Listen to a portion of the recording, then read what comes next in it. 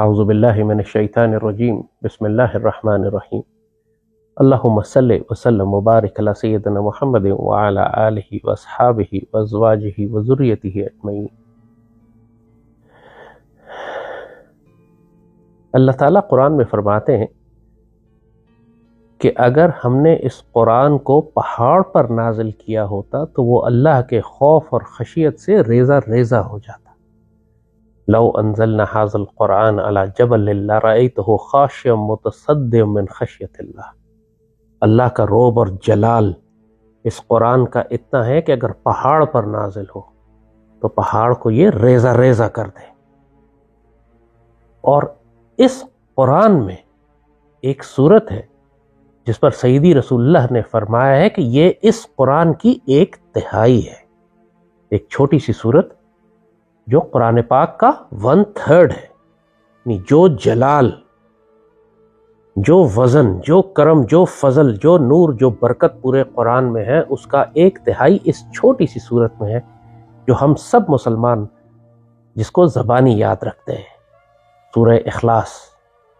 قل هو اللہ احد اللہ الصمد لم یلد ولم یولد ولم یکن لہ کفوا احد۔ اس کو سورہ توحید بھی کہتے ہیں کیونکہ اس میں اللہ تعالیٰ کی توحید بیان کی گئی ہے۔ آج ہم توحید پر بات کریں گے اور سورہ اخلاص کی تشریح۔ بابا اقبال نے حقیقت انسانیہ، حقیقت محمدیہ صلی اللہ علیہ وآلہ وسلم اور حقیقت الہیہ کے حوالے سے بہت سارے راز کھولے ہیں۔ اب یہ سارے راز پچھلی نشستوں میں ہم آپ کو بتا چکے ہیں۔ خودی کی حقیقت، جب اقبال اپنے پورے کلام میں خودی کی بات کرتے ہیں تو وہ خود ہی ہے۔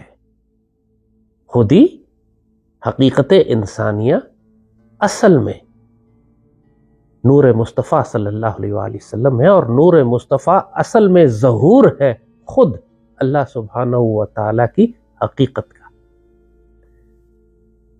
جب مالک نے یہ کہا کہ میں ایک چھپا ہوا خزانہ تھا اور میں نے چاہا کہ میں پہچانا جاؤں تو سب سے پہلے اس نے اپنا جو ظہور کیا وہی نور مصطفیٰ ہے، اسی کا نام محمد رکھا گیا، اور اسی نور مصطفیٰ سے پھر حقیقت انسانیہ بنائی گئی جو انسان کی خودی ہے، جو خود ہی ہے۔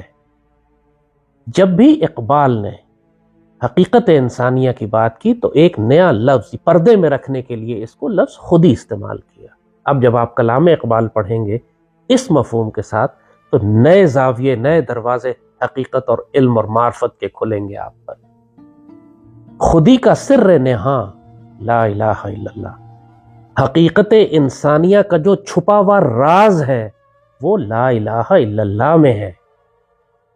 خودی کا سر نہاں، سر نہاں کہتے ہیں چھپا ہوا راز، ظاہر ہے چھپا ہوا راز ہی ہے۔ اب اس راز کو بیان کرنے کا حکم ہوا ہے تو بیان کیا جا رہا ہے، ورنہ تو 300 سال سے ہند کے میخانے بند تھے۔ خودی کا سر نہاں لا الہ الا اللہ، حقیقت انسانیہ کا جو چھپا ہوا راز ہے وہ آپ کو لا الہ الا اللہ میں ملے گا۔ اور لا الہ الا اللہ کا مفہوم ہے کہ کوئی معبود نہیں، محبوب نہیں، مطلوب نہیں، مقصود نہیں سوائے اللہ کے، اور کوئی حقیقت نہیں سوائے اللہ کے۔ انسان جب اسلام لاتا ہے تو اس وقت اللہ اس کو معبود لگتا ہے، اس کو اللہ کو معبود قبول کرنا پڑتا ہے، لیکن جیسے جیسے وہ اپنے ایمان کے درجوں میں اوپر اٹھتا جاتا ہے اللہ کی معرفت اس پر کھلتی جاتی ہے، کبھی وہ معبود ہوتا ہے پھر وہ آگے جا کے محبوب، مطلوب اور مقصود بن جاتا ہے۔ اور جب انسان معرفت کی حقیقت پر پہنچتا ہے، حقیقت انسانیہ پر پہنچتا ہے، حقیقت محمدیہ کا تعارف اس کو ہوتا ہے، مصطفائی اور کبریائی کے راز سے آگاہ ہونا شروع کرتا ہے، اس وقت اس کو یہ حقیقت کھلتی ہے کہ پوری کائنات کی حقیقت تو ایک ہی ہے۔ بابا اقبال نے فرمایا حقیقت ایک ہے ہر شے کی، نوری ہو کہ ناری۔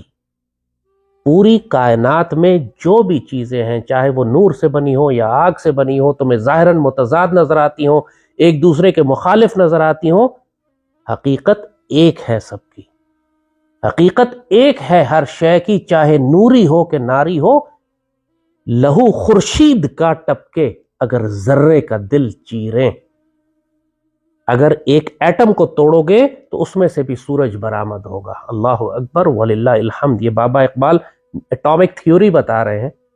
قرآن اور سنت میں جس طرح اس کو بتایا گیا اور واضح کیا گیا، اور جو تشریح اس کی بابا اقبال نے فرمائی ہے، آپ سے پہلے یہ صرف حضرت ابن عربی نے اس طرح بیان کیا تھا، یا امام جعفر نے، امام باقر نے، امام حسین نے، حضرت علی نے، ان بزرگوں نے یہ معرفت کے راز کھولے ہیں، لیکن لوگوں کے شعور اور عقل اس وقت اس مقام پر نہیں تھی کہ ان تک پہنچ سکتی.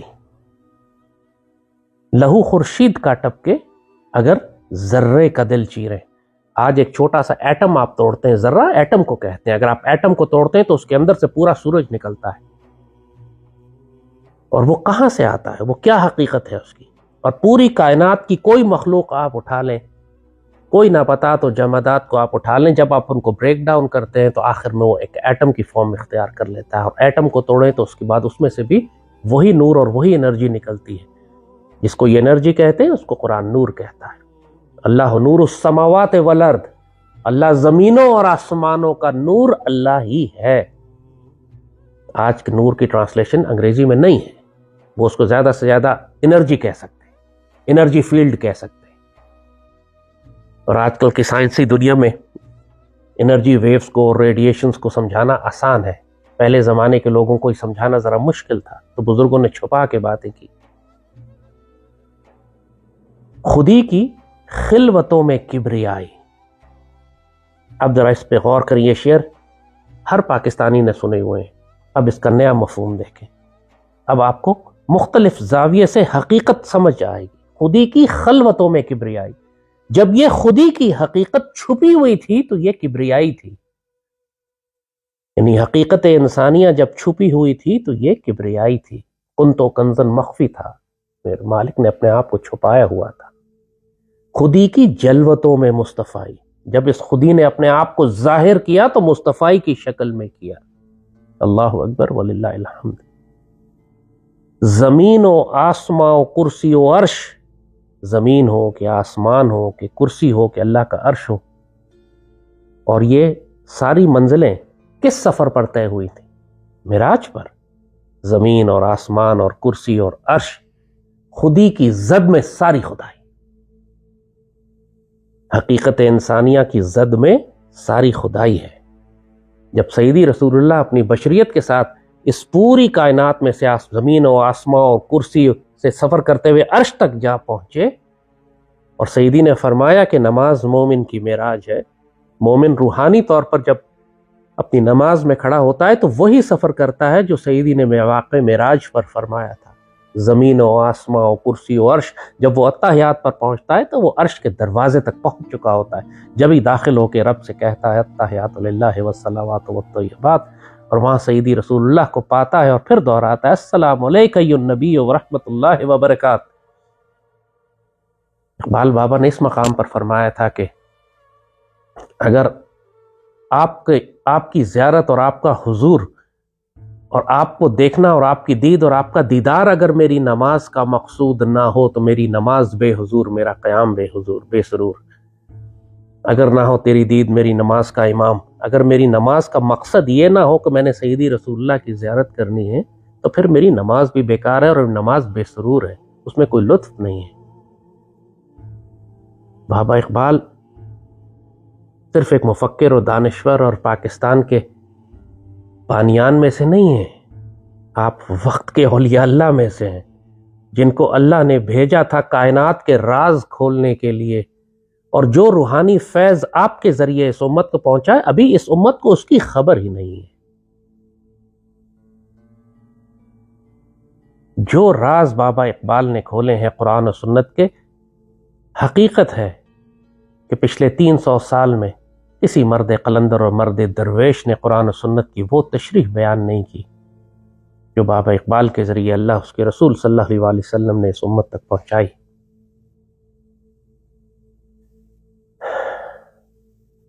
سورہ اخلاص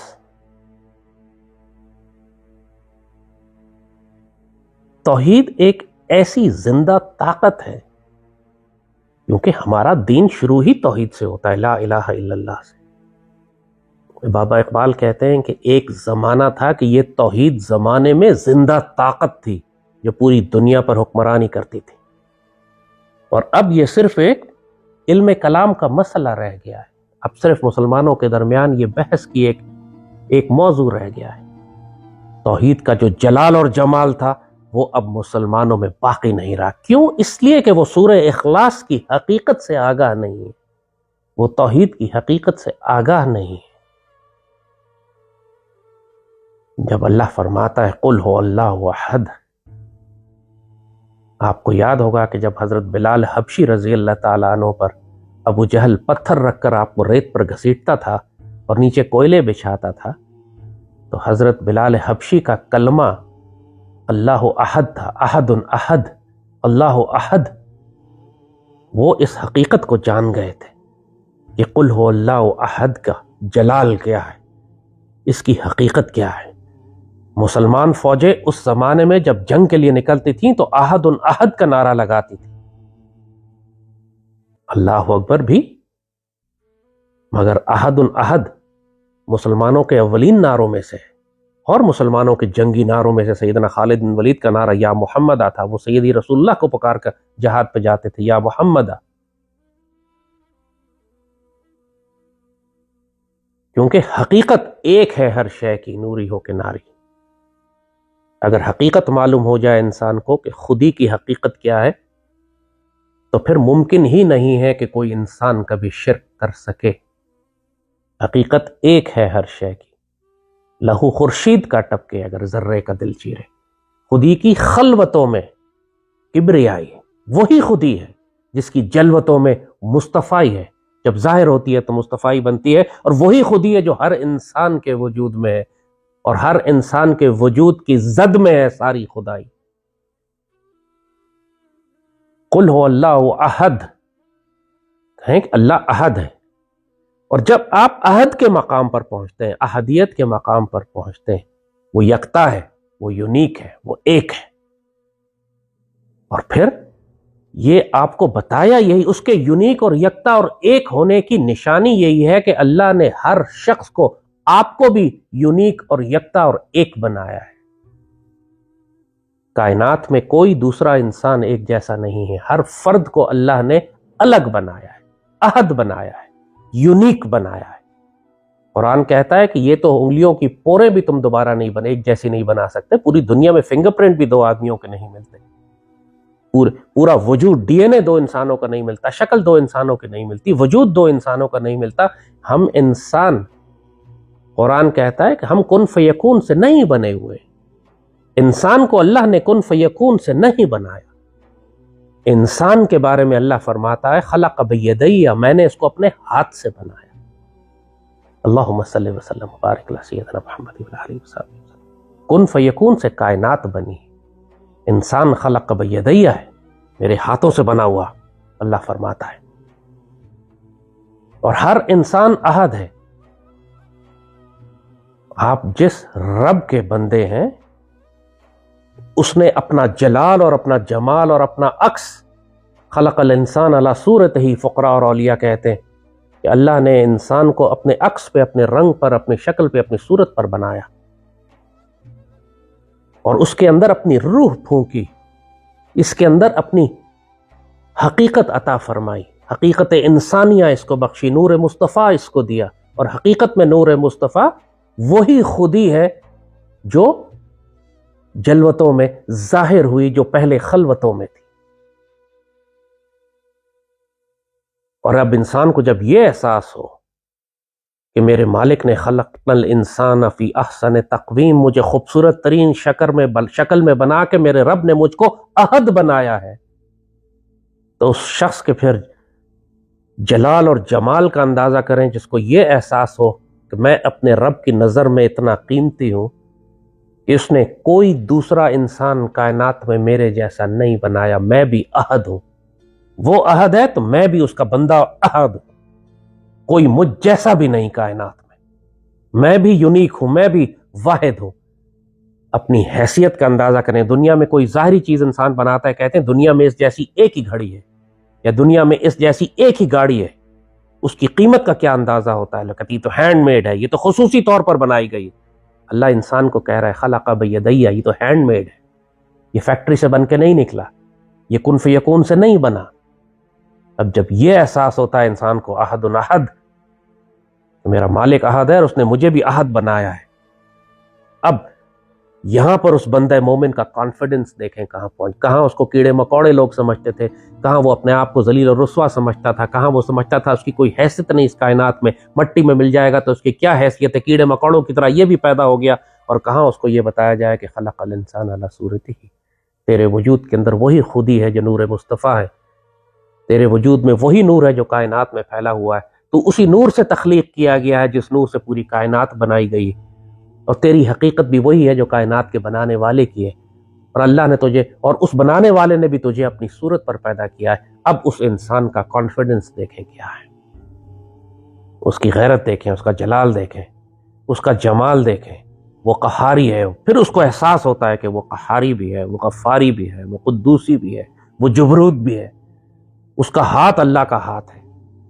ہر لہجہ ہے پھر مومن کی نئی شان، نئی آن، گفتار میں، کردار میں، وہ اللہ کی برہان ہے، وہ اللہ کی برہان ہے، وہ اللہ کی دلیل ہے، اس کا ہونا اس بات کا ثبوت ہے کہ اللہ ایک ہے، قل هو اللہ احد، اس لیے کہ اللہ کا بندہ دنیا کے سامنے دلیل ہوتا ہے، اس کا ہونا اس بات کی دلیل ہے کہ قل هو اللہ احد۔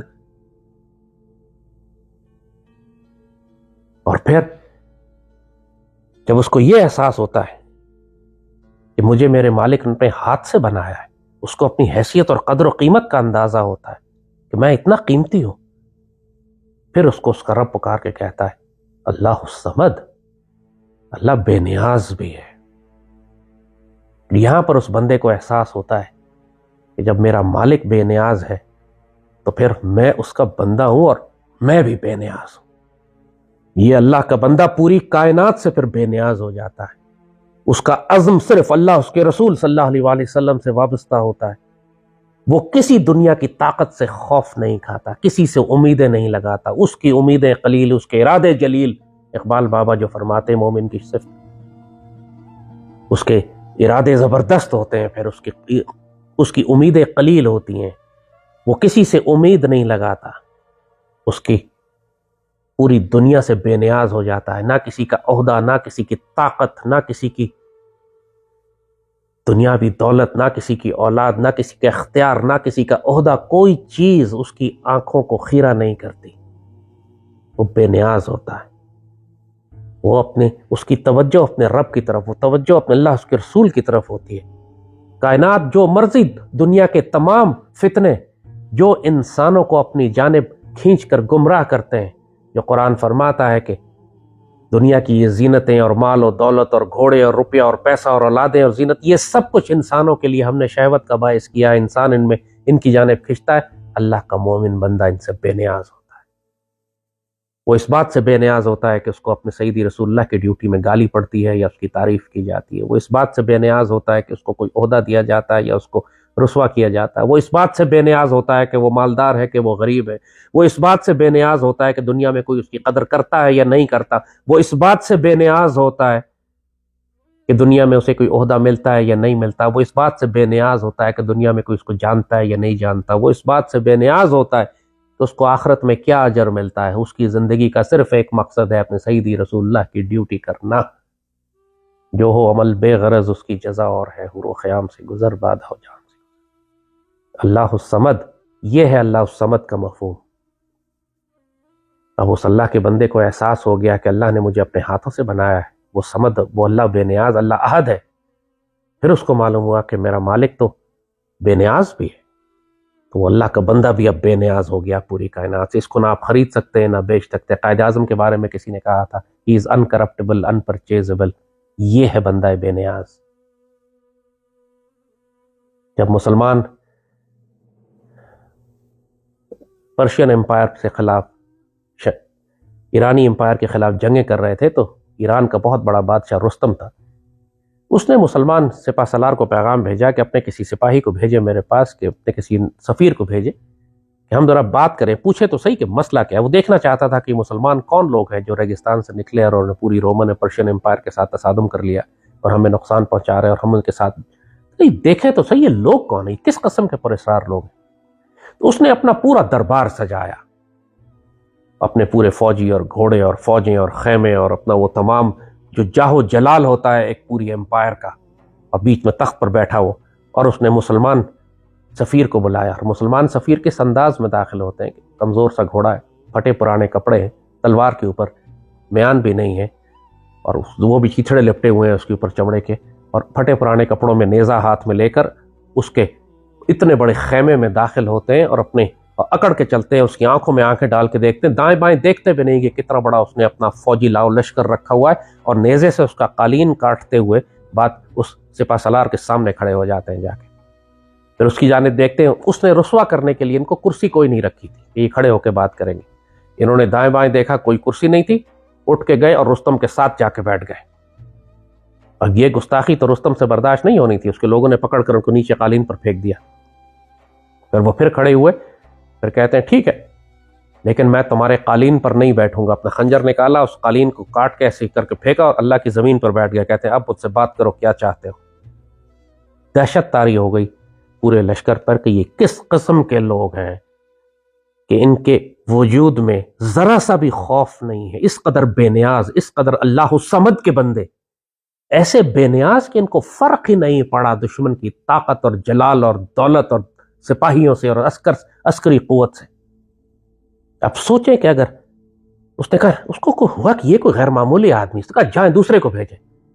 اگلے دن دوسرے مجاہد تشریف لائے اور وہ بھی یہی کرتے ہیں، اور تیسرے کو بھیجا، وہ بھی یہی کرتے ہیں۔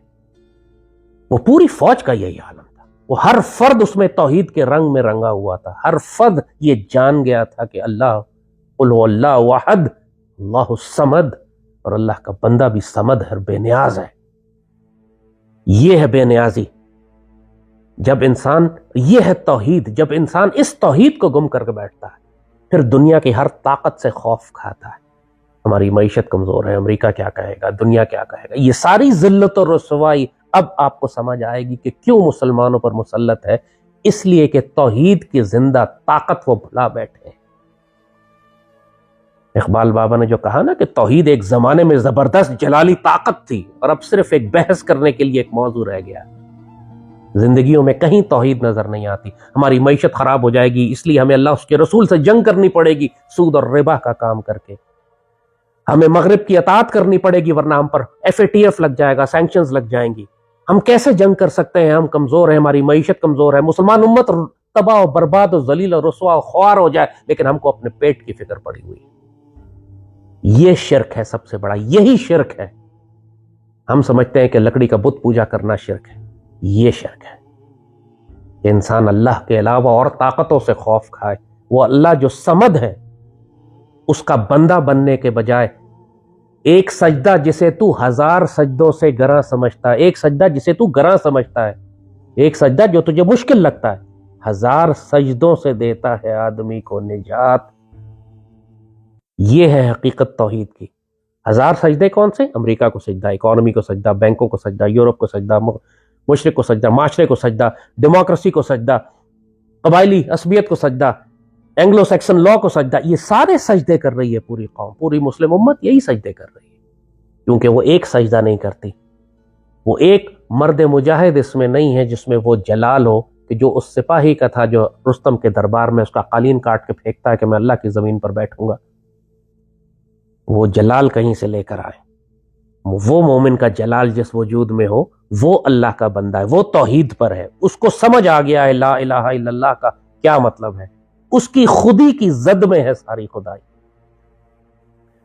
قل هو اللہ احد اللہ الصمد لم یلد ولم یولد، اللہ کو کسی نے پیدا نہیں کیا، وہ کسی کا بیٹا نہیں ہے۔ یہاں پہ حقیقت انسانیہ کی سب سے بڑی حقیقت بتا دی گئی، اس کے نظریات کی، کلمے کی، لا الہ الا اللہ محمد رسول اللہ کی، دین اسلام کی، کہ کوئی رشتہ دنیا میں اس کے لیے اہم نہیں ہے اگر وہ اللہ اس کے رسول صلی اللہ علیہ وآلہ وسلم سے تصادم میں ہے۔ کوئی کسی رشتے کو وہ اللہ اس کے رسول صلی اللہ علیہ وآلہ وسلم پر ترجیح نہیں دے گا۔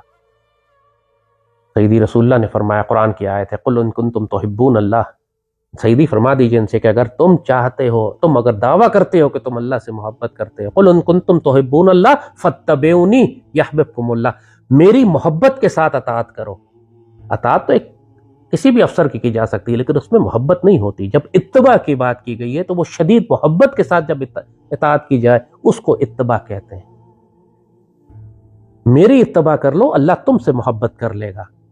اور سیدی نے فرمایا کہ تم میں کوئی شخص اس وقت تک مومن نہیں ہو سکتا جب تک سیدی کی ذات اس کے لیے اپنی جان و مال و دنیا و کاروبار و عہدہ اور طاقت اور اختیار ان ساری دنیا کی چیزوں سے زیادہ قیمتی نہ ہو جائے۔ اللہم صلی وسلم بارک علی سیدنا محمد و علی آلہ وصحبہ وسلم۔ جب سیدی رسول اللہ کے دور میں ایک شخص نے نبوت کا دعویٰ کر دیا، ظاہر ہے سیدی رسول اللہ نے اس کو کذاب کہا، مگر تھا وہ بڑی طاقت، اس کے پاس فوج بھی تھی، اس نے نبوت کا دعویٰ کر دیا تھا۔ سیدی رسول اللہ نے اس کو خط لکھا، اور ظاہر ہے اس خط میں اس کو سیدی نے بد دعا فرمائی، کہا تو کذاب بھی ہے، اور اس کے برے انجام کی خبر بھی دی، اور اس کو بڑا ذلیل کیا، رسوا کیا، جیسے کہ اس کا حق بنتا تھا، اس کو کرنا ہی ایسا چاہیے تھا۔ ظاہر ہے سیدی نے فرمایا، مگر یہ خطرناک ڈیوٹی تھی، اس کے پاس یہ خط لے کر کون جائے گا؟ سیدی رسول اللہ نے صحابہ میں اعلان فرمایا کہ اس کذاب کے پاس میرا خط لے کر کون جائے گا؟ اب سوچئے کہ یہ اتنا خطرناک مشن تھا کہ سیدی نے کسی کو حکم نہیں دیا، والنٹیئر مانگے، رضاکار۔ ایک صحابی تھے مسکین سے بالکل، ان کے 12 بچے تھے، بہت ہی غریب بھی تھے، اور بچے اتنے چھوٹے بھی تھے کہ کچھ تو دودھ پیتے تھے اور کچھ مشکل سے چلنا شروع کیا تھا۔ وہ بازار میں کھجوریں کھا رہے تھے، انہوں نے یہ اعلان سنا کہ سیدی فرما رہے ہیں کہ اس ظالم کے پاس، اس کذاب کے پاس خط لے کر جانا ہے، کون رضاکار اپنے آپ کو پیش کرتا ہے؟ انہوں نے دوڑ لگائی مسجد نبوی کی جانب، اور اس طرح دوڑ لگائی کہ منہ میں جو ان کے کھجوریں تھیں وہ گرنے لگیں باہر، چبانے کا وقت بھی انہوں نے ضائع نہیں کیا۔ ایک صحابی نے کہا کہ کھجوریں تو کھا لو، انہوں نے کہا اگر اتنی دیر میں کسی اور نے یہ سعادت قبول کر لی تو میں بدنصیب رہ جاؤں گا۔ اللہ اکبر۔ سیدی کے پاس پہنچے، سیدی سے فرمایا، سیدی میں اس ڈیوٹی کے لیے حاضر ہوں، میرے بچے ہیں، میں غریب مسکین، سب کوئی پرواہ نہیں، آپ پر قربان میری جان، آپ پہ سب کچھ قربان، حکم کریں یہ ڈیوٹی میں کرتا ہوں۔ سیدی نے بڑے پیار سے ان کو وہ خط دیا اور فرمایا کہ اب ذرا جلال کے ساتھ جاؤ، تم میرے سفیر بن کے جا رہے ہو۔ ان صحابی نے اپنا گھوڑا اور سامان اٹھا، لوگ کہتے ہیں اس کے بعد وہ ایسے اکڑ کے نکلے جیسے ایک جرنیل جا رہا ہو۔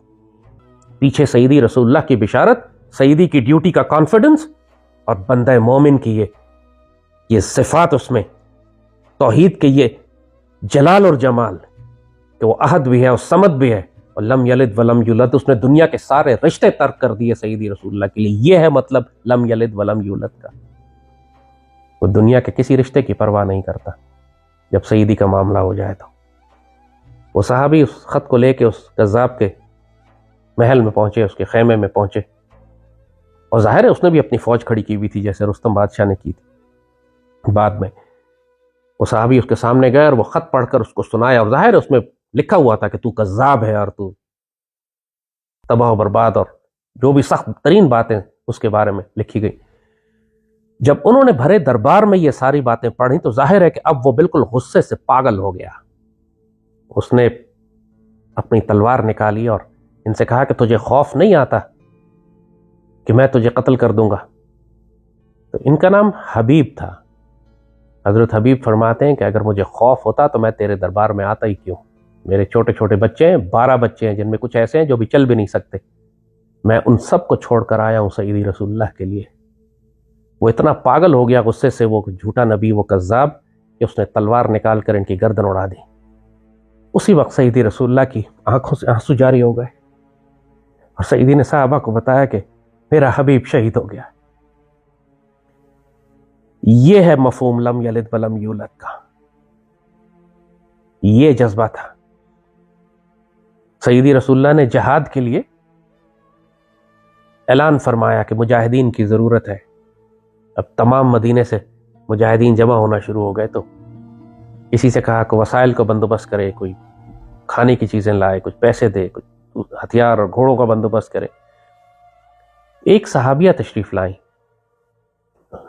سیدی رسول اللہ کے پاس آئیں اور اپنا دودھ پیتا بچہ، بالکل معصوم چند ماہ کا بچہ، وہ سیدی کو پیش کر دیا کہ سیدی میرے پاس یہی ہے، آپ یہ قبول فرما لیں۔ صحابہ اور سیدی حیران ہوئے کہ جنگ کا میدان ہے، میں اس دودھ پیتے بچے کا کیا کروں گا؟ وہ صحابیہ فرماتی ہیں سیدی میرے پاس پیش کرنے کو کچھ بھی نہیں، یہ دودھ پیتا بچہ میرا ہے، میں اس کو لے کر حاضر ہو گئی ہوں، آپ رکھ لیں اس کو اپنے پاس، جب دشمن کے تیر آئیں تو اس کو آگے کر دیجیے گا، تیر اس کو لگیں گے، آپ بچ جائیں گے۔ اللہم صلی وسلم بارک علی سیدنا محمد۔ کوئی اندازہ کر سکتا ہے اس عشق کا، اس جنون کا، اس پیار کا، اس محبت کا، اس ادب کا؟ یہ ہے لم یلد ولم یولد۔ جہاں سیدی کا معاملہ آتا ہے وہاں دنیا کے کسی رشتے کی وہ پرواہ نہیں کرتا۔ اور پھر وہ چوتھا ولم یکن لہ کفوا احد، اور کوئی کائنات میں پھر اللہ جیسا تو کوئی ہے ہی نہیں۔ اور پھر جب اللہ کے بندے کو یہ پتہ چلتا ہے کہ میرے رب جیسا کوئی نہیں، میری برابری اس رب کی برابری کوئی نہیں کر سکتا، پھر یہ اللہ کا بندہ بھی رب کا مان رکھتا ہے اور کہتا ہے اب میرے جیسا بھی کوئی نہیں، اب میری برابری بھی کوئی نہیں کر سکتا، میں بھی اپنے کردار اور گفتار میں اللہ کی برہان بنوں گا، مجھے دیکھ کر لوگ گواہی دیں گے، اس وجود کو دیکھ کر اب لوگ کہیں گے لا الہ الا اللہ محمد رسول اللہ، اگر یہ مسلمان ہے تو ہم مسلمان ہیں، اگر یہ مجاہد ہے تو ہم مجاہد ہیں، اگر یہ جو کائنات کی اشرف المخلوقات اور احسن تقویم کی خوبصورت ترین شکل ہو سکتی ہے وہ یہ بندہ مومن ہوتا ہے، اس کا جلال اور جمال یہ وہ ہے جب جنت میں جاتا ہے تو فرشتے کہتے ہیں کہ دلاویز ہے مومن، اور حوروں کو شکایت ہوتی ہے کہ کم آمیز ہے مومن، ہم سے تو بات ہی نہیں کر رہا، کیونکہ اس مومن کی توجہ ہی نہیں ہے جنت کی حوروں اور باغوں کی جانب، وہ تو صرف میری سادگی دیکھیے، کیا آپ کا دیدار سامنا چاہتا ہوں، میری سادگی دیکھ کیا چاہتا ہوں۔ بابا اقبال نے جو کہا تھا کہ میرے مالک میں تو صرف آپ کی زیارت اور دیدار چاہتا ہوں، سیدی رسول اللہ کی زیارت اور دیدار چاہتا ہوں، میری سادگی دیکھ کیا چاہتا ہوں۔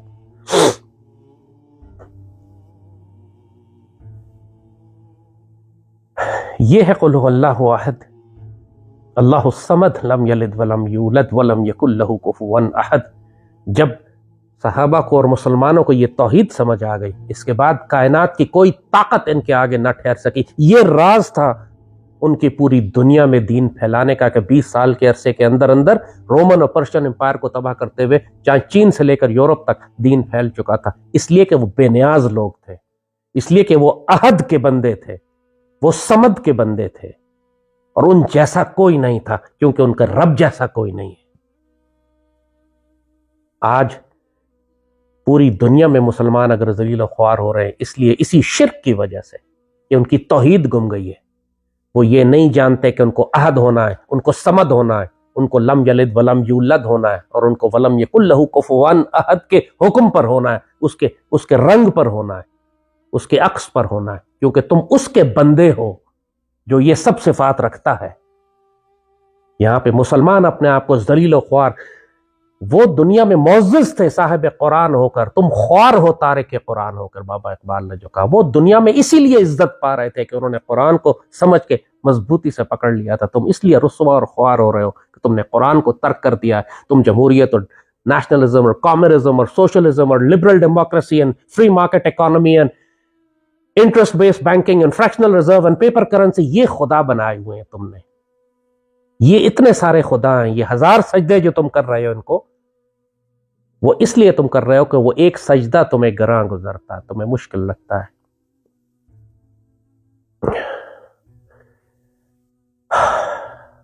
اللہم صلی وسلم وبارک علی سیدنا محمد وعلی آلہ وصحبہ وسلم۔ اسی لیے سیدی نے فرمایا تھا کہ یہ قرآن اگر پہاڑ پہ اترے تو پہاڑ ریزہ ریزہ ہو جائے، اور اس کے بھی 1/3 حصہ صرف یہ چھوٹی سی صورت ہے، اس کا اتنا جلال ہے۔ اگر صرف اس کی حقیقت کا اس امت کو اندازہ ہو جائے کہ قل هو اللہ احد اللہ الصمد لم یلد ولم یولد ولم یکن لہ کفوا احد، پھر اس کو آسمانوں کی بلندیوں تک جانے میں اس سے کوئی طاقت دنیا کی نہیں روک سکتی کہ خودی کی زد میں ساری خدائی، زمین و آسمان و کرسی و عرش، یہ دنیا کیا چیز ہے، یہ جہاں چیز ہے کیا؟ پھر یہ جہان تو کوئی حیثیت نہیں رکھتی جب لوح و قلم اس کے ہوتے ہیں، جب قلم اعلیٰ اس کا ہے، لوح محفوظ اس کا ہے، الکتاب اس کے پاس ہے، وہ انبیاء صدیقین شہداء اور صالحین کے ساتھ ہے۔ وہ مقربین کے ساتھ ہے، وہ درجہ انعام والوں کے ساتھ ہے، وہ ان کے ساتھ ہے رضی اللہ عنہ و رضوا عنہ، وہ ان سے اللہ سے راضی، اللہ ان سے راضی، ان کے ساتھ ہے، وہ ان کے ساتھ ہے جو سیدی رسول اللہ سے پیار کرتے ہیں، اور سیدی رسول اللہ ان سے پیار کرتے ہیں، اور سیدی فرماتے ہیں اور خواہش کرتے ہیں کہ میں اپنے بھائیوں سے ملنے کے لیے بے چین ہوں۔ یہ وہ ہیں جو بعد کے دور میں آئیں گے، جنہوں نے مجھے دیکھا بھی نہیں ہوگا، لیکن مجھ سے وہ اتنا پیار کریں گے کہ وہ میرے بھائی ہوں گے۔ یہ تحفے آپ کے لیے ہیں، آج کے دور کے لیے۔ بابا اقبال یہی خوشخبریاں لے کر آپ کے پاس آئے تھے، یہی پیغام لے کر آئے تھے کہ آپ توحید کی زندہ حقیقت آپ کو خود بننا ہے۔ وہ مسئلہ علم کلام نہیں ہے، وہ صرف ڈسکشن کے لیے، ڈیبیٹ کے لیے یا زبانی پڑھ دینا بغیر سمجھے اس کی حقیقت کو۔ امت رسوا اسی لیے ہے، اسی لیے قرآن نے شکایت کی تھی کہ اس امت نے میرے قرآن کو مجھے ترک کر دیا۔ اللہم صلی وسلم مبارک علی سیدنا محمد وعلی آلہ وصحبہ وسلم۔ انشاءاللہ اگلی نشست میں بابا اقبال نے اسی سورہ اخلاص کے حوالے سے جو حیرت انگیز نصیحتیں کی ہیں، ہم ان پر ایک مختصر نشست میں بات کریں گے۔ سیدنا ابو بکر صدیق سے آپ نے روحانی طور پر براہ راست فیض لیا تھا سورہ اخلاص کا۔ سیدنا ابو بکر صدیق نے یہ علم اور نور بابا اقبال تک پہنچایا، اور بابا اقبال نے پھر اپنی رموز بے خودی میں اس کو لکھا امت کے لیے، اور یہ تحفہ انشاءاللہ اگلی نشست میں اللہ کے حکم سے آپ تک پہنچائیں گے۔ اس سورہ اخلاص پر غور کیجیے گا۔ اب جب آپ اس کو پڑھیں گے تو اس کا ایک نیا مفہوم آپ کے وجود میں آئے گا، ایک نئی طاقت آئے گی آپ کے پاس، ایک نیا نور آئے گا، ایک نیا جلال آئے گا۔ وہ توحید کی طاقت اب آپ کے پاس آئے گی، اس کی حقیقت آپ کو سمجھ میں آئے گی۔ یہ وہ راز آپ کو ملے گا کہ کیا وجہ تھی کہ عرب کے ریگزاروں سے میں رہنے والے زمانے جاہلیت کے وہ تاریکی میں بسنے والے قبائل راتوں رات کائنات کے سب سے درخشاں ستارے کیسے بن گئے کہ جن کی اللہ قسم کھا رہا تھا، جن کو سیدی نے فرمایا یہ ستاروں کی طرح ہے، جس کی چاہو اطاعت اور اتباع کر لو تم فلاح پا جاؤ گے۔ انشاءاللہ آنے والی نشستوں میں یہ رزق اور آپ کے ساتھ لے کر آئیں گے۔ اللہم صلی وسلم مبارک علی سیدنا محمد وعلی آلہ وصحبہ وسلم۔